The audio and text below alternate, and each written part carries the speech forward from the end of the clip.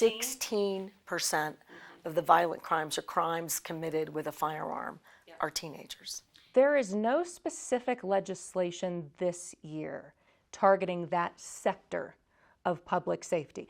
We are seeing kind of the down the road consequences of having an overcapacity juvenile detention center with not enough people there to handle that influx. What can we expect as far as being able to handle that influx and really hone in on getting juvenile justice squared away if we're not really seeing that being discussed this session? Well, a couple of things. What you really want in the juvenile detention sector is more money, because we don't have enough staff. You pointed that out. We agree with you. We don't have enough oversight by local bodies of government who in large part run the juvenile detention systems or centers. In addition, they haven't asked for any money. It's as if we're sort of not paying attention to the kinds of increases we're seeing all over the state.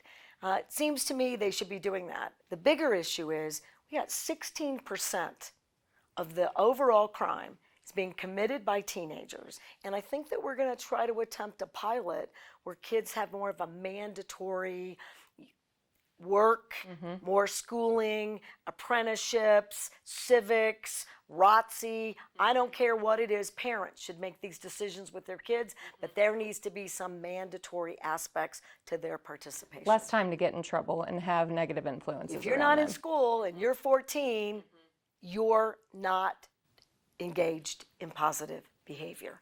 And that's what we're seeing all across the state. A lot of heat coming your way about CYFD. Even Secretary Casados has admitted it is a crisis. Which I really appreciate. Why is there such a pushback on allowing oversight in what has been a notoriously troubled department? We're quick to try to focus on a policy. Well, it needs operations. And I'll give you an example. There are just over 3,000 kids in CYFD custody. The current policy, which nobody wanted to address because there's no agreement anywhere about that. It's not about oversight. It's a black or white system created largely by the feds. About 20,000 calls require an investigation. You have 45 days from start to finish to do an investigation. You see something that meets the standard for removal, custody, or a very specific set of oversight requirements for a family, or you don't. Okay, that's going to be hundreds in that design. Everybody else, there was enough there in the call to warrant an in-person review. Here's what happens to those families. Nothing. And this is where all the risk is. So now we go in as a team. I'm bringing other departments, including the Department of Health. It's all there together, and they're going to stay the course.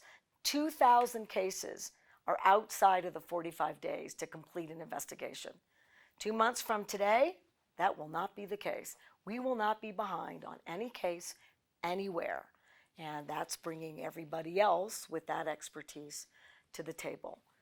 That's your goal for 2 months from now. You bet. And then never to let that happen again.